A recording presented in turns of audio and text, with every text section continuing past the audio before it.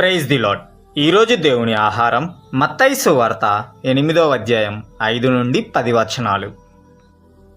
ముఖ్య గమనిక: దేవుని వాక్యం మనకు ఆహారమై ఉన్నది కావున నాతో పాటు మీరు కూడా కలిసి చదవాలి అన్నది మా చిన్న మనవి.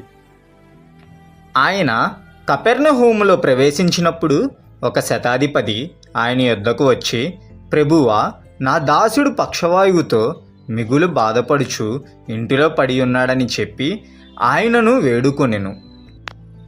యేసు, నేను వచ్చి వాణ్ణి స్వస్థపరిచెదనని అతనితో చెప్పగా, ఆ శతాధిపతి, ప్రభువా, నీవు నా ఇంటిలోనికి వచ్చుటకు నేను పాత్రుడును కాను. నీవు మాట మాత్రము సెలవిమ్ము, అప్పుడు నా దాసుడు స్వస్థపరచబడును. నేను కూడా అధికారమునకు లోబడిన వాడును. నా చేతి కింద సైనికులున్నారు. నేను ఒకరిని పొమ్మంటే పోవును, ఒకరిని రమ్మంటే వచ్చును. నా దాసుని ఈ పని చేయమంటే చేయును అని ఉత్తరమిచ్చెను. యేసు ఈ మాట విని ఆశ్చర్యపడి, వెంట వచ్చుచున్న వారిని చూచి, ఇజ్రాయిల్లో నెవ్వనికైనను నేనింత విశ్వాసమున్నట్టు చూడలేదని నిశ్చయముగా నీతో చెప్పుచున్నాను. ఆమేన్. ఈ చిన్ని వాక్యాన్ని ప్రభు దీవించునుగాక.